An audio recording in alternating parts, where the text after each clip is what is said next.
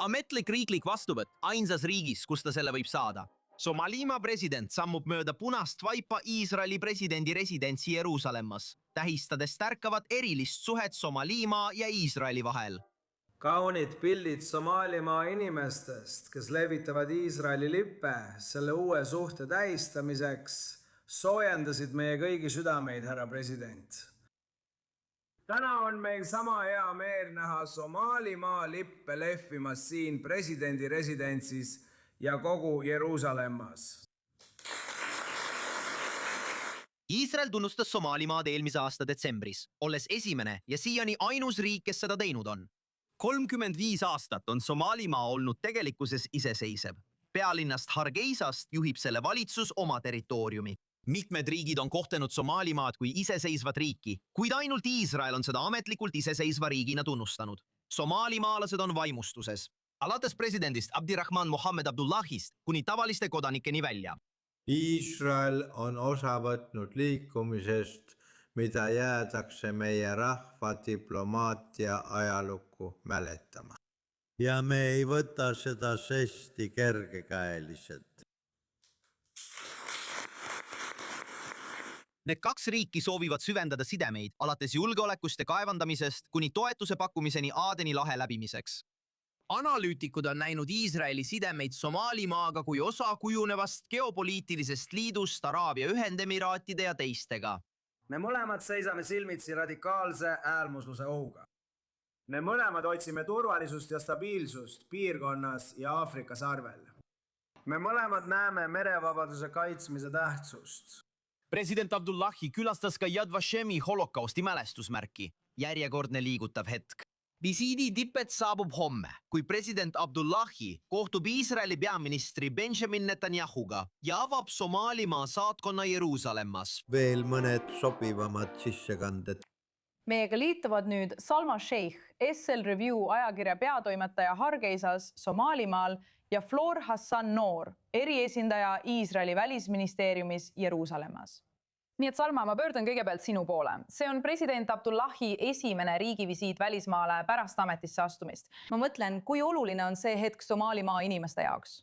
Milline on olnud reaktsioon koha peal ja kuidas on vastu võetud Iisraeli otsus Somaalimaad tunnustada?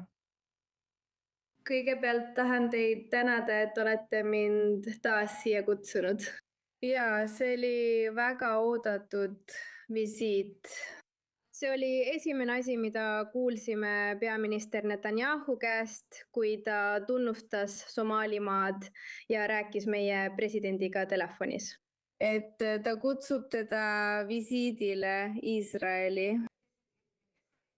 Nii et me teadsime, et president Abdurrahman külastab Iisraeli varem või hiljem. Me kõik oleme õnnelikud. Ausalt öeldes ootasime seda ja toetame oma presidenti. Veeta see aeg Iisraelis, et kohtuda peaministri, presidendi ja ülejäänud valitsusega. Iisraelis, et avada Somaalimaa saatkond, samuti Iisraelis. See on kaua oodatud ja meil on hea meel, et see täna juhtus. See on väga ajalooline. Svasimaa mäletab seda ja jääb alati mäletama, sest me mäletame seda. Iisrael tuli meile samuti appi 1960 aastal, kui otsisime rahvusvahelise kogukonna tunnustust. Tead, Flor, ma tahaksin pöörduda sinu poole Iisraeli vaatenurgast. Miks on Somaalimaa strateegiliselt oluline? Kõigepealt pean ütlema, et mul oli täna suur au osaleda riiklikul lõunasöögil, kohtuda presidendiga ja rääkida delegatsiooni liikmetega. Ja presidendi kõne oli väga liigutav. Ta tõusis püsti ja ütles, et keegi teine meid ei märganud peale Iisraeli. Ainult Iisrael märkas meid. See oli minu jaoks väga tähendusrikas. Ja mul oli väga hea vestlus ühe tema peanõunikuga. Vaata, see on sümboolselt väga tähendusrikas. Somaalimaa on moslemiriik, mitte poolenisti moslemiriik, vaid täiesti, peaaegu täielikult moslemiriik, mis armastab juute, mis armastab Iisraeli. See ongi tegelikult see, kuhu maailm ja piirkond peaksid liikuma. See on Abrahami kokkulepete laiendus.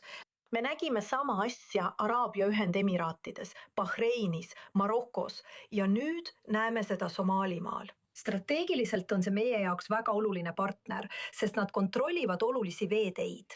Ja majanduslikult on meil palju võimalusi üksteist aidata.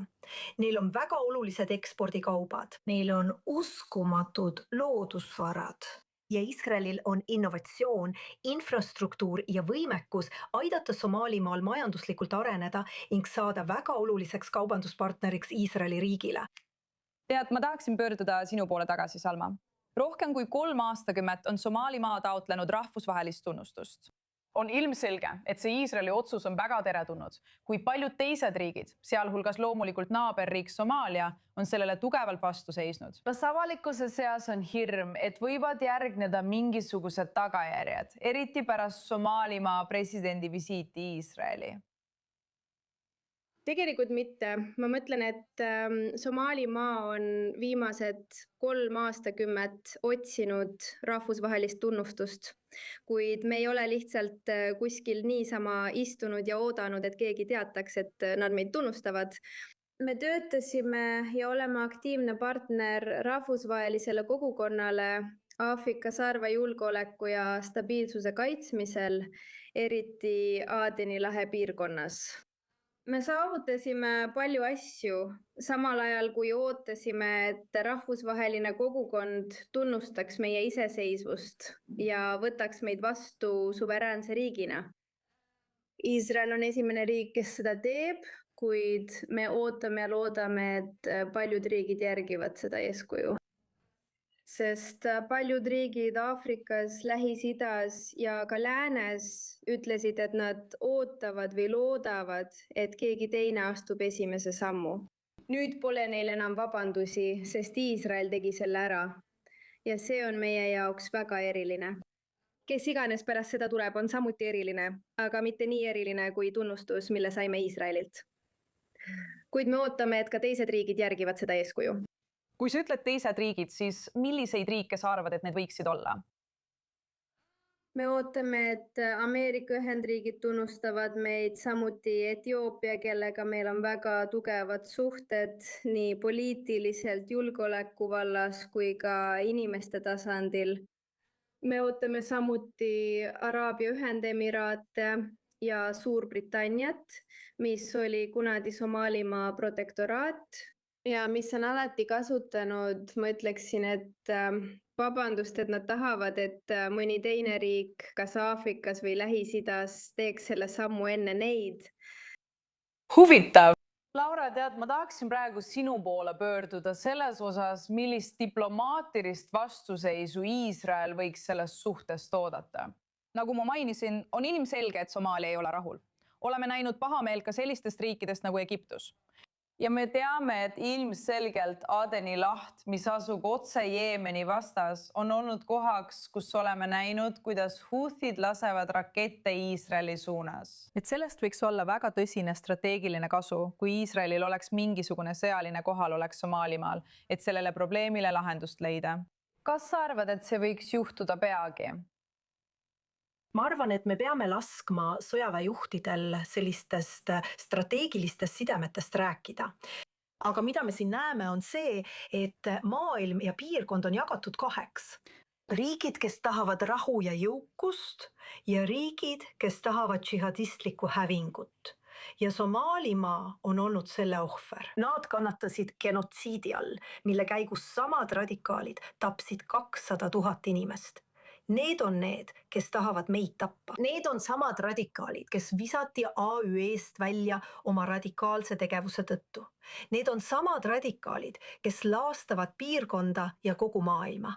Ja saatõttu on meil nii palju, mida saame koos teha, sest meil on üksteise vastu armastus, aga ka sellepärast, et meil on samad mürgised vaenlased.